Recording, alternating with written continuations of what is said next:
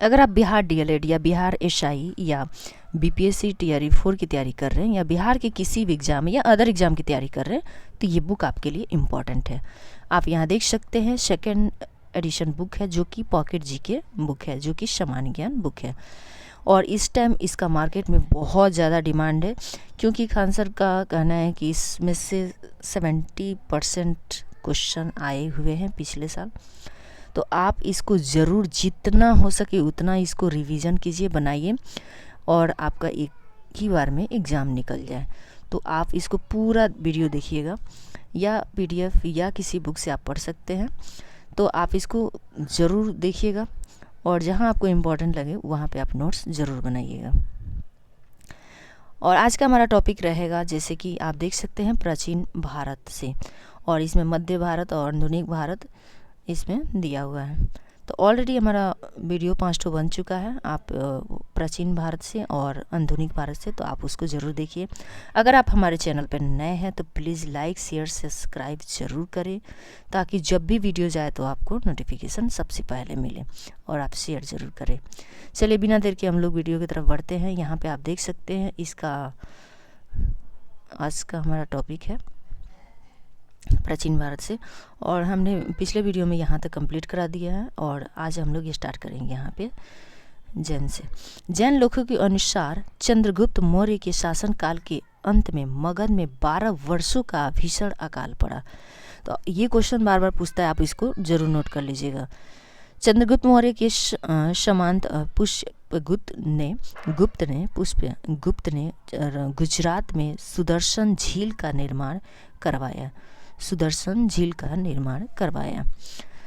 तो ये बार बार क्वेश्चन आता है। बिंदुसार 298 ईस्वी पूर्व और 272 ईस्वी पूर्व में चंद्रगुप्त मौर्य का पुत्र बिंदुसार, जो कि 298 ईस्वी पूर्व में गद्दी पर बैठा। कितना? तो 298 ईस्वी पूर्व में गद्दी पर बैठा। यूनानी साहित्य में इसे अमित्रोचेटस या अमित्रघात कहा गया है। तिब्बती इतिहासकार तारानाथ के अनुसार यह एक महान शासक था। यह एक सिजेरियन बेबी था। इसके अनुसार बिंदुसार ने दक्षिण भारत पर आक्रमण किए थे। यह आजीवक संप्रदाय का अनुयायी था। आजीवक संप्रदाय का क्या था? अनुयायी था। ये भी क्वेश्चन पूछता है, आप इसको जरूर नोट कर लीजिएगा। नोट में देख सकते हैं यहाँ पे आजीवक संप्रदाय की स्थापना मखलीपुत गोशाल ने की थी। तो ये क्वेश्चन पूछ सकते, आजीवक संप्रदाय की स्थापना किसने की थी? तो आप इसको नोट कर लीजिएगा। यूनानी इतिहासकार एथेनियस के अनुसार उसने यूनान के शासक एंटियोकस I से यानी प्रथम 3 वस्तुएं मंगवाई। क्या? तो पहला है मीठी शराब, दूसरा है सूखे मेवे इस पे अंजीर जो कि, और तीसरा है दार्शनिक। बिंदुसार के समय तक्षशिला में 2 विद्रोही हुए, जिनका दमन अशोक एवं सुसीम ने किया। नेपाल विद्रोह का दमन भी अशोक ने किया था। नेपाल विद्रोह का दमन किसने किया था? तो अशोक ने किया था। बिंदुसार की मृत्यु के समय अशोक उज्जैन में राज्यपाल था। ये भी आप इसको नोट कर लीजिएगा। पूछ सकता है कि बिंदुसार की मृत्यु के समय अशोक उज्जैन यानी कौन सा राज्यपाल था? तो यहाँ पे आप नोट कर लीजिएगा। बिंदुसार के अन्य नाम, बिंदुसार के अन्य नाम जैसे यहाँ पे आप देख सकते हैं, यहाँ पे हो गया बिंदुसार के अन्य नाम, जैसे बिंदुपाल चीनी विवरण के अनुसार, सी सेन जैन ग्रंथ के साथ, और अली डोकेडस स्ट्रोबो जो कि स्ट्रोबो के साथ और अनुसार, और यहाँ पे भद्रसार जो कि वायुपुराण के अनुसार, मध्यपुराण अनुसार। अशोक 269 ईस्वी पूर्व में 232 ईस्वी पूर्व में अशोक का 4 वर्षों तक अपने भाइयों के साथ सतत संघर्ष चला। सिहली अनुश्रुति की मान्यता के अनुसार अशोक ने अपने 99 भाइयों की हत्या की। अशोक ने अपने कितने यानी कि 99 भाइयों की हत्या की। अशोक की माता का नाम भीमा सुबदागी था। इनकी पत्नी देवी विदिशा मध्य प्रदेश की थी, जिनके पुत्र महेंद्र एवं पुत्री संघमित्रा ने श्रीलंका में बौद्ध धर्म का प्रचार प्रसार किया। इनकी दूसरी पत्नी कारुवाकी थी और बेटा तीवर, जिनका एक अभिलेख मिलता है। अशोक ने क्रोधित होकर तिस्यर छीता को जीवित जला दिया। अशोक का राज्य अभिषेक 269 ईस्वी पूर्व में हुआ। 269 ईस्वी पूर्व में हुआ।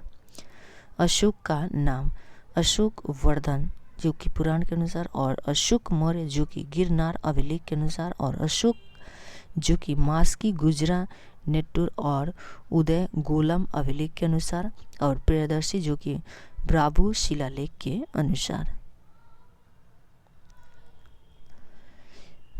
कर्ण की पुस्तक राजतरंगिणी के अनुसार अशोक पहले भगवान शिव का अनुयायी था, यानी अशोक जो था वो पहले भगवान शिव को मानता था।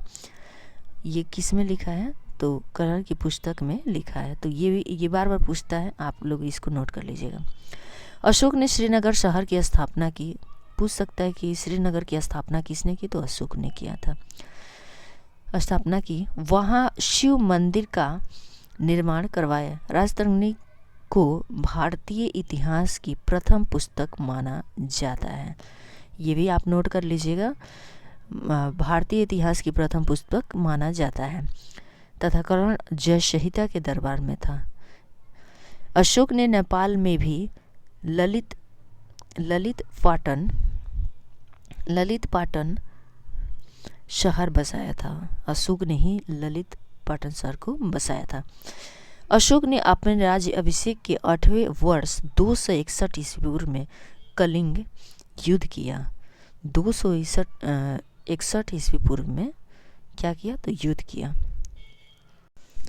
261 पूर्व में कलिंग युद्ध किया। कलिंग का शासक नंदराज था। इस युद्ध में अशोक ने विजय प्राप्त की, लेकिन इस गद्दी में 1 लाख लोग विजय प्राप्त की, लेकिन इस युद्ध में 1 लाख लोग मारे गए तथा 1.50 लाख लोगों को बंदी क्या बनाया गया। इस युद्ध के पश्चात अशोक का हृदय परिवर्तन हो गया, इसीलिए उसने युद्ध घोषणा के स्थान पर धर्म घोष को अपना लिया। ये बार बार पूछता है, आप इसको जरूर याद कर लीजिएगा। मौर्यकालीन स्थापत्य कला का सर्वश्रेष्ठ नमूना सांची का सपूत है। यह बौद्ध धर्म से संबंधित है। यह मध्य प्रदेश में स्थित है। मौर्यकाल का प्रचलित सिक्का पर था, जो कि धर्म शब्द राहुलोवाद सुत पुस्तक से लिया गया है। राहुलोवाद सुत पुस्तक से लिया गया है। धर्म एक आचार संहिता है। मौर्यकाल का सर्वश्रेष्ठ बंदरगाह त्राम लिपि है। कणक शोधक शब्द न्यायालय के लिए प्रयुक्त हुआ है। भाग बलि प्राण्य विष्ट एक कर थे। विष्ट एक बेगारी कर था। बिना मजदूरी परिश्रम दिए बिना कार्य करवाना। अशोक को भारतीय इतिहास में जनहित कार्य के लिए याद किया जाता है। कलिंग का प्राचीन नाम उत्कल था। कलिंग का जो प्राचीन नाम क्या था? तो उत्कल था। इसकी राजधानी तोसली थी। कलिंग शासक खारवेल महामेघवाहन वंश के थे। इन्होंने उड़ीसा में उदयगिरी की पहाड़ियों में हाथी गुफा शिलालेख उत्कीर्ण करवाया था। कौटिल्य के अर्थशास्त्र के अनुसार कलिंग हाथियों के लिए प्रसिद्ध था। कौटिल्य के अर्थशास्त्र के अनुसार कलिंग क्या था? तो हाथियों के लिए प्रसिद्ध था। पूछ सकता है कि हाथियों के लिए कौन सा प्रसिद्ध था? तो कलिंग प्रसिद्ध था। इन्हीं हाथियों को प्राप्त करने के लिए अशोक ने कलिंग पर आक्रमण किया था। शिहली अनुश्रुतियों दीप वंश तथा महावंश के अनुसार अशोक को उसके शासन के चौथे वर्ष निग्रोध नामक भिक्षु ने बौद्ध धर्म में दीक्षित किया। पूछ सकता है कि अशोक को कौन बौद्ध धर्म में दीक्षा दिलवाया, तो यहाँ पे आप याद कर लीजिएगा, निग्रोध उसका नाम था जिन्होंने अशोक को बौद्ध धर्म में दीक्षा दिलवाया था। इसके बाद अशोक मोंगलीपुत्तिस से प्रभावित हुआ एवं बौद्ध धर्म में रुचि रखने लगा। दिव्य वदान बौद्ध साहित्य के अनुसार अशोक को बौद्ध धर्म में दीक्षित करने का श्रेय उपगुप्त को दिया गया। चीनी यात्री हैंग संग इसका समर्थन करता है। अशोक अपने शासन के दौरान सर्वप्रथम बोध गया का धर्म यात्रा की और 20वें वर्ष में लुम्बिनी की यात्रा की। कौन से वर्ष में? तो 20वें वर्ष में लुम्बिनी की यात्रा की। अशोक ने धर्म के प्रचार प्रसार हेतु जगह जगह लेख उत्कीर्ण करवाए। अशोक को इसकी प्रेरणा ईरानी शासक डेरियस दारा प्रथम से मिली। इसकी खोज 1750 ईस्वी पूर्व में टीफेथेलर ने की थी। 1837 ईस्वी पूर्व में जेम्स प्रिंसेप ने सर्वप्रथम पढ़ने में सफलता प्राप्त की। इसके उत्कीर्णकर्ता चापर कापर थे। अभिलेखों का विषय प्रशासनिक होता था। अभिलेखों का विषय क्या होता था? तो प्रशासनिक होता था। लेकिन अर्थ से संबंधित लेख रूमिनदेई अभिलेख है जो कर नीति से संबंधित है, जिसमें अशोक लुम्बिनी यात्रा के समय भू स्वराज्य कर की दर को 1/6 भाग से घटाकर 1/8 कर दी। 1/8 कर दी।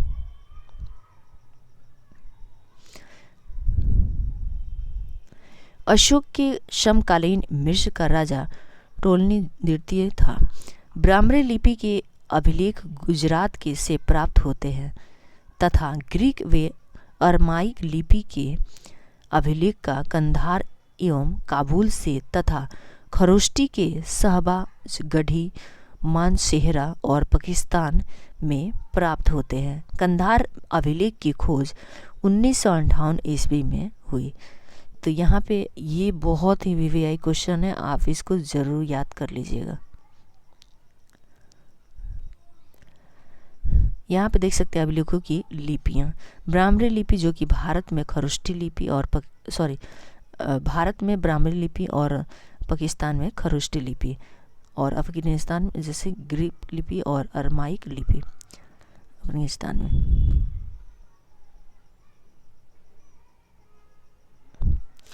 यहाँ पे देख सकते हैं नोट में ब्राह्मणी लिपि बाएं से दाएं तथा खरोष्टी लिपि, ये क्वेश्चन बार बार आता है।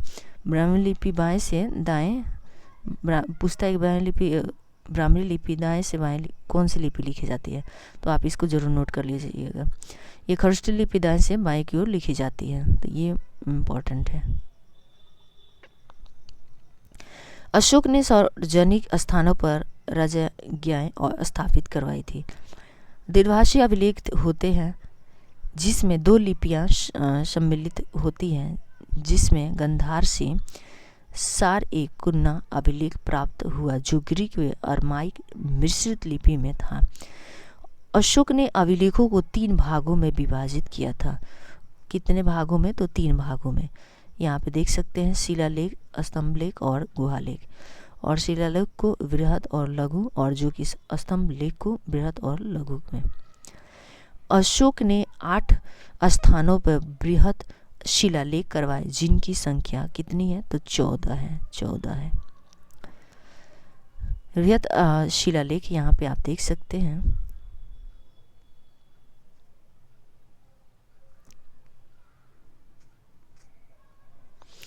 यहाँ पे बृहद शिलालेख शाहबाजगढ़ी जो कि पाकिस्तान पेशवर और मानसेहरा जो कि पाकिस्तान में, कालीशी जो कि देहरादून उत्तराखंड में और जूनागढ़ी जो कि गुजरात में, धौली जो कि उड़ीसा और जोगढ़ जो कि उड़ीसा और शोपरा जो महाराष्ट्र टांगरे, और एरीगुडी जो कि आंध्र प्रदेश कुरनौल में। अशोक के शिलालेख और उनके विषय, यहाँ पे देख सकते हैं अशोक के शिलालेख और उनके विषय हैं। शिलालेख और विषय, पहला शिलालेख है पशुवध पर प्रतिबंध लगाया। दूसरा शिलालेख जो मनुष्य पशु चिकित्सालयों का निर्माण करवाया, लोक कल्याणकारी कार्य किए। तीसरी शिलालेख जो कि रजुक और रजुक की नियुक्ति की तथा राजकीय अधिकारियों की हर 5 वर्ष पर राज्य भ्रमण करने का आग्रह किया। चौथा शिलालेख जो कि भेरी घोष और रण घोष की जगह धर्म घोष की घोषणा की। यहाँ पे 5वां शिलालेख आप देख सकते हैं जो कि धर्म महामंत्रों की नियुक्ति की। और 6ठा शिलालेख प्रतिवेदकों और रिपोर्टर को आदेश दिए, प्रशासनिक सुधार किया। और 7वां शिलालेख जो कि धर्म यात्राओं का विवरण किया। 8वां शिलालेख खेठ यात्रा के स्थान पर धर्म यात्रा का प्रतिपादन किया। 9वां शिलालेख जो कि मंगलाचरण समारोह के स्थान पर धर्म मंगलाचरण प्रारंभ किया, जो कि सच्ची भेंट तथा सच्चे शिष्टाचार का उल्लेख करता है। 10वां अभिलेख जो कि धर्म के शिष्टा के नारे पर बल दिया और राजा व उच्च अधिकारी हमेशा प्रजा के हित में सोचे। 11वां शिलालेख जो कि धर्म की कामना और धर्म दान नीति। और 12वां शिलालेख जो कि धार्मिक सहिष्णुता की नीति का उल्लेख। और 13वां शिलालेख जो कि कलिंग युद्ध का वर्णन। और यहाँ पे 5 सीमांत यूनानी राजाओं के नाम का उल्लेख, जहाँ उसने देश में धर्म प्रचारकों को भेजा। अशोक के हृदय परिवर्तन की बात। 14वां शिलालेख जो कि पहले 13 अभिलेखों का पुनरावलोकन तथा जनता को धार्मिक जीवन बिताने के लिए प्रेरित किया। यह नोट में आप देख सकते हैं पृथक कलिंग प्रज्ञापन। अशोक के 13वें अभिलेख में कलिंग युद्ध का उल्लेख मिलता है, लेकिन धौली व जगोड़ के 13वें अभिलेख में समस्त प्रजा को अपनी संतान के समान बताया है। आप यहाँ पे देख सकते हैं शिलालेख जो कि आप स्क्रीनशॉट ले सकते हैं। यहाँ पे देख सकते हैं अशोक ने 11वें और 12वें 13वें शिलालेख में बदलाव किया। इसे पृथक कलिंग प्रज्ञापन कहा जाता है। अशोक के लघु शिलालेख 18 विभिन्न स्थानों से प्राप्त होते हैं, जिनकी संख्या निश्चित नहीं है, जिसमें सबसे नवीनतम लघु शिलालेख सनाती कर्नाटक का है, जो कि अशोक के मास्की गुजरन नेतुर और उदय गोलम लेख में अशोक का नाम अशोक मिलता है। ब्राह्मण शिलालेख को जो कोटपुतली बहरोड़ के बैराट विराट नगर में बीजक की पहाड़ी में भीम डुगरी पर स्थित है, जिसकी खोज 1837 ईस्वी में कैप्टन बट ने की थी, जिसमें अशोक का नाम मगधा धीराज लिखा हुआ मिलता है। ब्राह्मण लेख में अशोक का सबसे स्तंभ लेख भी है। ब्राह्मण शिलालेख बैराट राजस्थान में अशोक के बौद्ध होने का शब्द प्रमाण मिलता है, जिसमें अशोक स्पष्ट बुद्ध धर्म और संघ का अभिवादन करता है, जिन्हें बौद्ध धर्म के त्रिरत्न कहा गया है। ब्राह्मण शिलालेख में अशोक स्वयं को मगध राज या मगध का राजा बताता है। भारत में सर्वप्रथम शिलालेख का प्रचलन अशोक ने किया। आप लोग यहाँ भारत में सर्वप्रथम शिलालेख का प्रचलन कौन किया था? तो अशोक ने किया था। आप इसको नोट कर लीजिएगा। मास्की शिलालेख में यहाँ पे देख सकते हैं, मास्की शिलालेख में अशोक ने स्वयं को बुद्ध शाक्य कहा, जिसकी खोज 1915 ईस्वी में बीडेन ने की। कौन किया था? तो बीडेन ने की थी। अशोक स्तंभ लेखों में बृहद स्तंभ लेख में 6 स्थानों से 7 लेख मिले, यानी इनकी संख्या 6 है पर 7 लेख मिले हैं। पहला है दिल्ली टोपरा स्तंभ लेख, जो कि मूल रूप से यह हरियाणा के अंबाला जिले में था। फिरोज शाह तुगलक द्वारा इसे दिल्ली लाया गया एकमात्र अभिलेख जिसमें अशोक के 7 लेख उत्कीर्ण है। दूसरा है दिल्ली मेरठ, मूल रूप से यह मेरठ में था। फिरोज शाह तुगलक ने इसे दिल्ली में स्थापित करवाया और इसे शिकार-ए-कुश महल में रखवाया। आप इसको ज़रूर नोट कर लीजिएगा। यहाँ पे देख सकते हैं तीसरा, लोरिया नंदगढ़ अभिलेख बिहार में है। ये कहाँ पे है? तो बिहार में है, तथा इस पर औरंगजेब का लेख उत्कीर्ण है। और चौथा है लोरिया अरेराज अभिलेख, जो कि चंपारण बिहार में है। और पांचवा है रामपुरवा अभिलेख, भी बिहार में है। कहाँ है? तो बिहार में है। जौगढ़ शिलालेख उड़ीसा में है। इसकी खोज 1850 ईस्वी में वाल्टर इलियट ने की थी। सातवां प्रयाग प्रशासित अभिलेख, जो कि यह मूल रूप से कौशाम्बी में था, जिसे अकबर ने इलाहाबाद के किले में स्थापित करवाया था। इस पर बहुत से लेख लिखे गए, जिसमें रानी का लेख, कारुवाकी और समुद्रगुप्त की प्रयाग प्रस्ताव भी उत्कीर्ण है। इसमें अकबर एवं बीरबल का लेख भी उत्कीर्ण है। अशोक के शिलालेख मध्य प्रदेश में रूपनाथ तथा गरजरा और कर्नाटक में गोभी मठ, ब्रह्मगिरी, सिद्धपुर और जेटिंग, रामेश्वर, कनगन और हल्ली, पाल किंडू, और जो कि बिहार में सासाराम, उत्तर प्रदेश अहरोरा और नमक स्थान पर है। निगाली सागर शिलालेख, जो कि जोगौड़ अभिलेख एवं रामपुरवा शिलालेख अशोक से संबंधित है।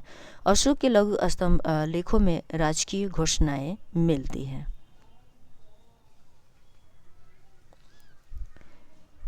अशोक स्तंभ सांची एवं घमेख और स्तूप सारनाथ में है, जो कि सांची मध्य प्रदेश एवं सारनाथ उत्तर प्रदेश लेख में संघ भेद को रोकने के आदेश दिए गए हैं। निगाली सागर अभिलेख में अशोक ने अपने राज्याभिषेक के 14वें वर्ष में कनक मुनि से स्तूप का जीर्णोद्धार करवाया। लुम्बिनी ग्राम का धार्मिक कर बलि माफ कर दिया। वास्तुकला के इतिहास में अशोक ने एक नई शैली को विकसित किया और गुफा लेख धार्मिक सहिष्णुता का परिचायक है। बराबर की पहाड़ियों में अशोक ने 4 गुफाओं का निर्माण करवाया था, जो कड़ गुफा, सुदामा चौपार तथा विश्व झोपड़ी गुफा थी। आजीवक संप्रदाय के भिक्षुओं को दान में दी गई। अशोक के पौत्र दशरथ ने नागार्जुनी पहाड़ियों पर गुफाओं का निर्माण करवाया तथा बराबर की पहाड़ी पर दशरथ ने लोमस ऋषि की गुफाएं भी बनवाई। बौद्ध परंपराओं के अनुसार अशोक ने 84,000 स्तूपों का निर्माण किया था, जिसमें महात्मा बुद्ध की मृत्यु के बाद 9 स्तूपों का निर्माण किया तथा 8 स्तूपों में बुद्ध के शारीरिक अवशेष रखे गए एवं 9वें में उनके पात्र। रौरा लेख में यह घोषणा की गई कि अशोक व्यक्तिगत रूप से बौद्ध धर्म का अनुयायी था। अर्थशास्त्र में 18 तीर्थों का वर्णन किया गया है। कितना? तो 18 तीर्थों का वर्णन किया गया। मौर्यकालीन उच्चाधिकारी तीर्थ यहाँ पे देख सकते हैं और संबंधित यहाँ पे विभाग है। प्रधानमंत्री पुरोहित, जो कि प्रमुख धर्माधिकारी, सेनापति युद्ध विभाग का मंत्री, जो कि युवराज है राजा का उत्तराधिकारी, और प्रशासक, जो कि राजकीय कागजातों को सुरक्षित रखने वाला तथा राज्य की आज्ञाओं को लिपिबद्ध करने वाला प्रधान अधिकारी। समाहर्ता, जो कि राज्य राजस्व विभाग प्रधान जो कि नायक और सेना का संचालक अथवा नगर रक्षक का अध्यक्ष, जो कि फौजदारी और न्यायालय का न्यायाधीश और कमिश्नर, जो कि संविधाता जो कि राजकीय कोषाध्यक्ष और व्यवहारिक जो कि नगर का मुख्य न्यायाधीश और दंडपाल जो कि पुलिस अधिकारी और कर्मनिक और जो कि औद्योगिक एवं कारखानों का अध्यक्ष और अंतपाल जो कि सीमावर्ती दुर्गों का रक्षक जो कि दुर्गपाल जो कि राजकीय दुर्ग रक्षकों का अध्यक्ष और नगरक पौर जो कि नगर कोतवाल या नगर का प्रमुख अधिकारी, द्वारिक जो कि राजमहलों को देख रेख करने वाला व्यक्ति, आठविक जो कि वन विभाग का प्रधान और अंतवैदिक जो कि अनंतपुर का अध्यक्ष और मंत्री परिषद अध्यक्ष जो कि परिषद का अध्यक्ष। यहाँ पे देख सकते हैं मंत्रिपरिषद के नीचे द्वितीय श्रेणी के अधिकारियों थे जिन्हें अध्यक्ष कहा जाता था। अस्त्र शास्त्र में 26 अध्यक्षों का उल्लेख है। अस्त्र शास्त्र में प्रमुख 4 व्यापारिक राजमार्गों का वर्णन है। कौटिल्य बताते हैं कि उत्तर पथ की अपेक्षा दक्षिण पथ अधिक महत्वपूर्ण थे। अशोक के समय प्रांतों की संख्या को 4 से बढ़ाकर 5 की गई थी। प्रांतों का शासन राजवंशी कुमार एवं आर्यपुत्र नामक अधिकारियों द्वारा होता था। यहाँ मौर्य प्रांत और राजधानी और मौर्य प्रांत राजधानी, जैसे कि उपरापंथ और इसकी राजधानी तक्षशिला, और यहाँ पे दक्षिण पथ जो कि सुरगिरी, और तीसरा है वंती राष्ट्र जो कि उज्जैनी में, और चौथा है कलिंग जो कि तोसली, और पांचवी मध्य प्रदेश जो कि पाटलिपुत्र। प्रांतों को चक्र कहा जाता था। प्रांतों का विभाजन विषय में किया गया था जो विषयपति के अधीन होते थे। जिले का प्रशासनिक अधिकारी शासक स्थानिक था जो समहर्ता के अधीन था। मेगास्थनीज के अनुसार नगर का प्रशासन 30 सदस्यों का एक मंडल करता था जो 6 समितियों में विभाजित था। प्रत्येक समिति में 5 सदस्य होते थे। यहाँ पे देख सकते हैं नगरीय प्रशासनिक समिति एवं उनके कार्य।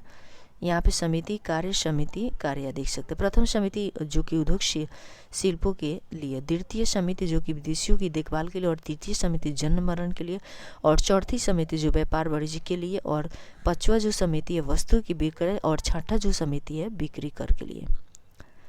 बिक्री कर के रूप में मूल्य का 10वां भाग वसूला जाता था। एग्रोनोमाई मेगास्थनी के अनुसार मार्ग निर्माण अधिकारी करता था। सैन्य व्यवस्था में मेगास्थनी के अनुसार सैन्य विभाग 6 समितियों में विभक्त था और प्रत्येक समिति में 5 सदस्य होते थे। सैनिक प्रबंध की देखरेख करने वाला अधिकारी अंतपाल कहलाता था। सैन्य विभाग का सबसे बड़ा अधिकारी सेनापति होता था जो कि प्लिनी नामक यूनानी लेखक के अनुसार चंद्रगुप्त की सेना में 6 लाख पैदल सिपाही और 30,000 घुड़सवार और 9,000 हाथी थे। मुद्रा विभाग का अधिकारी लक्ष्य अध्यक्ष जो कि कृषि विभाग का अधिकारी सीता अध्यक्ष जो कि व्यापारिक कर विभाग का अधिकारी शुल्क अध्यक्ष जो कि खान विभाग का अध्यक्ष, और आंकड़ा अध्यक्ष जो कि व्यापारिक मार्ग विभाग का अधिकारी, और संस्था अध्यक्ष जो कि पासपोर्ट विभाग का अध्यक्ष, मुद्रा अध्यक्ष जो कहलाते थे। सैन्य समिति एवं उनके कार्य। समिति कार्य और समिति कार्य। यहाँ प्रथम देख सकते हैं जल सेना का निरीक्षण, और द्वितीय में यातायात एवं रसीद सामग्री का निरीक्षण, तृतीय में पैदल सेना का निरीक्षण, और चतुर्थ में अश्व सेना का निरीक्षण। पंचम है जो कि गज सेना का निरीक्षण, फर्स्ट जो कि रथ सेना का निरीक्षण। मेगास्थनी ने भारतीय समाज को 7 वर्गों में विभाजित किया। पहला है दार्शनिक, दूसरा है व्यापारी, तीसरा किसान, चौथा कारीगर और चरवा, पांचवा जो है सैनिक, और छठा है मंत्री और परामर्शदाता जो कि 7वां है गुप्तचर। अस्त्र शास्त्र में गुप्तचर को गूढ़ पुरुष कहा गया है। पूछ सकता है क्वेश्चन कि गुप्तचर को क्या कहा गया है, तो आप इसको याद कर लीजिएगा। एक ही स्थान पर रहकर कार्य करने वाले गुप्तचर को संस्था कहा जाता था तथा एक स्थान से दूसरे स्थान पर भ्रमण करके कार्य करने वाले गुप्तचर को संचार कहा जाता था। मौर्य शासन में पुरुषों के साथ महिला अंग रक्षक भी होती थी। अर्थशास्त्र में भूमि छिद्र न्यायालय का वर्णन किया गया है और सरकारी भूमि को सीता भूमि कहा जाता था। बिना वर्षा के अच्छी खेती होने वाली भूमि को अदेव मातिक कहा जाता था। सीता अध्यक्ष कृषि के अधिकारी थे और एरियन ने गुप्तचरों को ओवरसियर या एस्ट्रोबो ने इंस्पेक्टर कहा। गुप्तचर विभाग एक पृथक अमात्य के अधीन रखा गया जिसे महामात्य सर्प कहा गया। समाज में वेश्यावृत्ति प्रचलित थी तथा इसे राजकीय संरक्षण भी प्राप्त था। स्वतंत्रता रूप से वेश्यावृत्ति करने वाली स्त्रियां रूपा जीवा कहलाती थी। इनके कार्यों का निरीक्षण गढ़ी का अध्यक्ष करता था। कौन करता था? तो गढ़ी का अध्यक्ष करता था। साधारण घर की स्त्रियां प्राय घर के अंदर ही रहती थी। कौटिल्य ने ऐसी स्त्रियों को अनिष्कासिनी कहा है।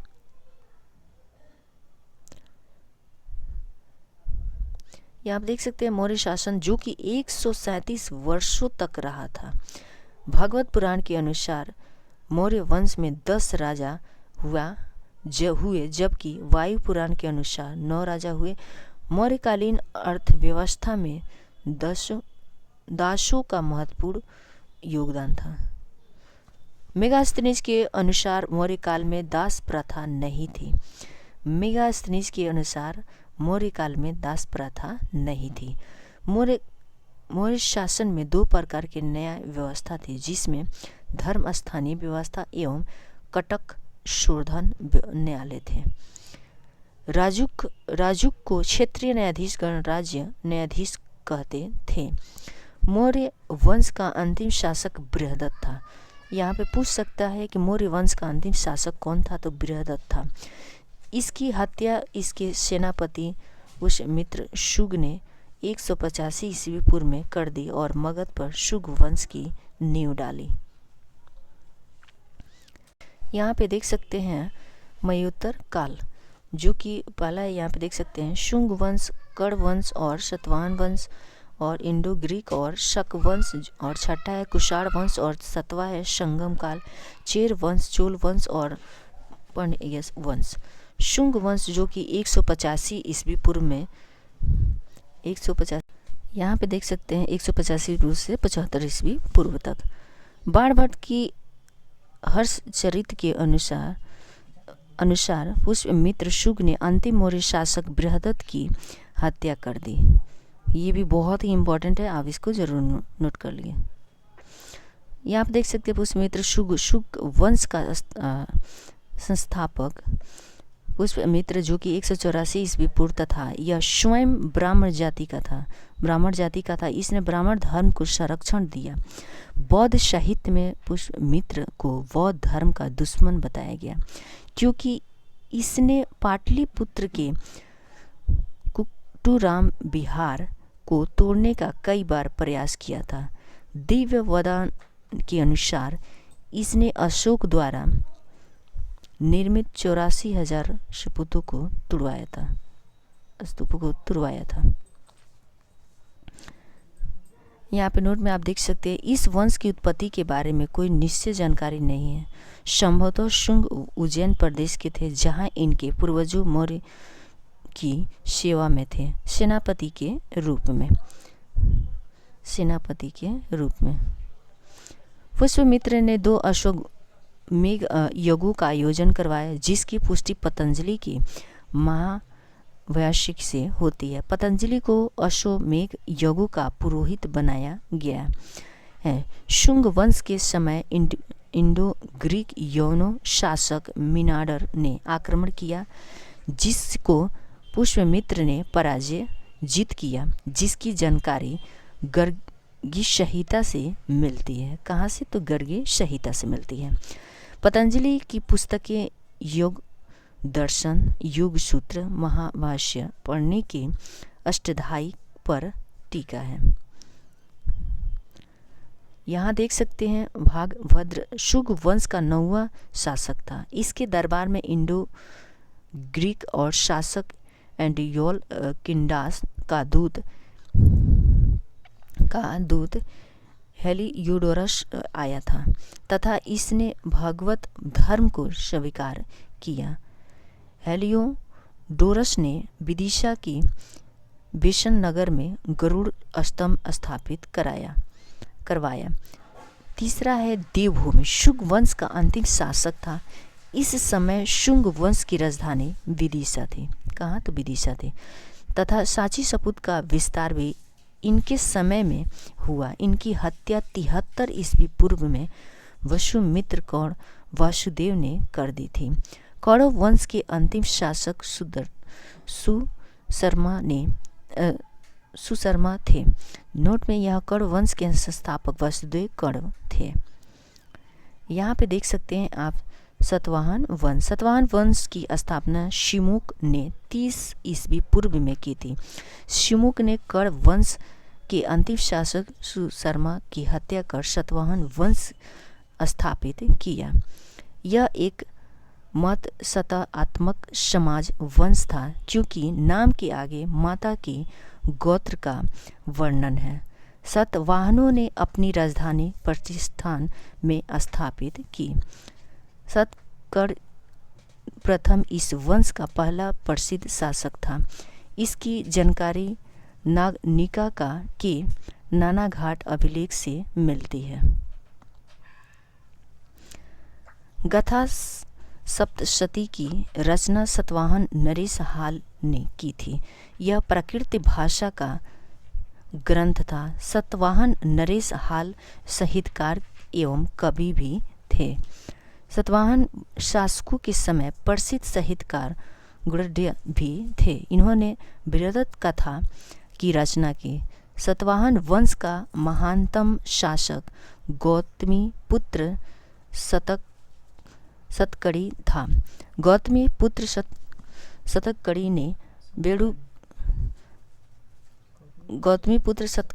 ने बेड़ुकटक स्वामी की उपाधि धारण की। नासिक अभिलेख में इन्हें एक एकमात्र ब्राह्मण कहा गया है। सतवाहनों ने अधिकांशतः शीशे के सिक्के चलाए।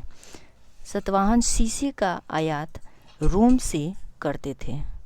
सतवाहन काल में चांदी एवं तांबे के सिक्कों का प्रयोग होता था, जिसे कांसुपड़ कहा जाता था। ब्राह्मणों को सर्वप्रथम भूमि दान एवं जागीर देने की प्रथा का आरंभ सातवाहनों ने किया।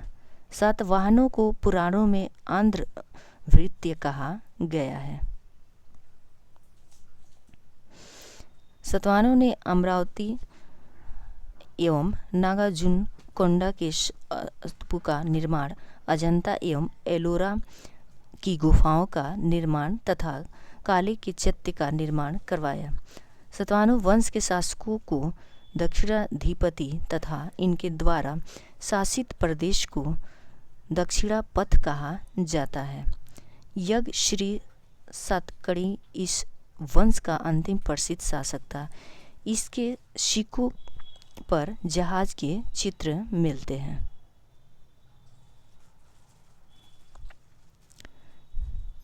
यहाँ पे देख सकते हैं विदेशी आक्रमणकारियों का भारत में आगमन।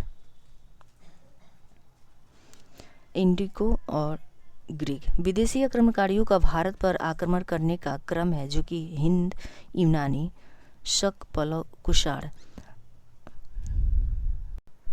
बैक्ट्रियाई शासकों का इतिहास उनके सिक्कों के आधार पर लिखा गया था। यूनानी वंश की दो शाखाएं थी, जो कि यूथोमेडस और दूसरा है यूक्रोटाइडस।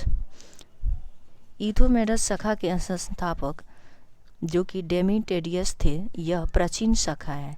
इसकी राजधानी शाकल का सियालकोट थी।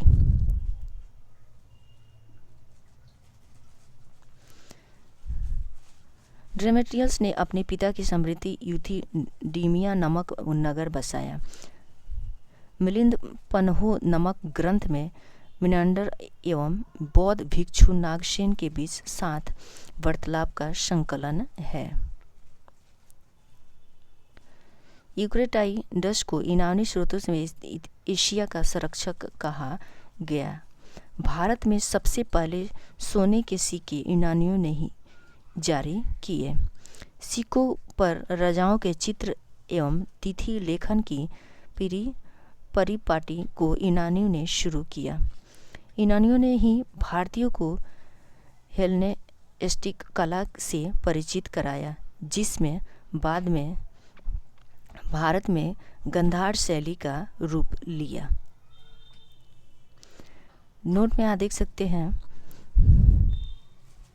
गार्गी संहिता के अनुसार भारत ज्योतिष शास्त्र के लिए हमेशा यूनानी का तीर रहेगा।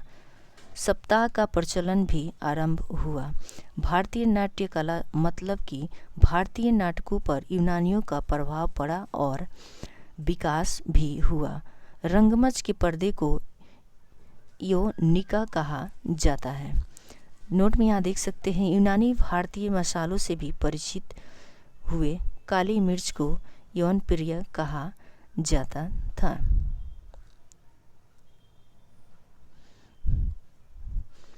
आज का हमारा वीडियो यहीं तक है, और हमारे वीडियो को अगर अच्छा लगे तो प्लीज़ लाइक शेयर सब्सक्राइब ज़रूर करें।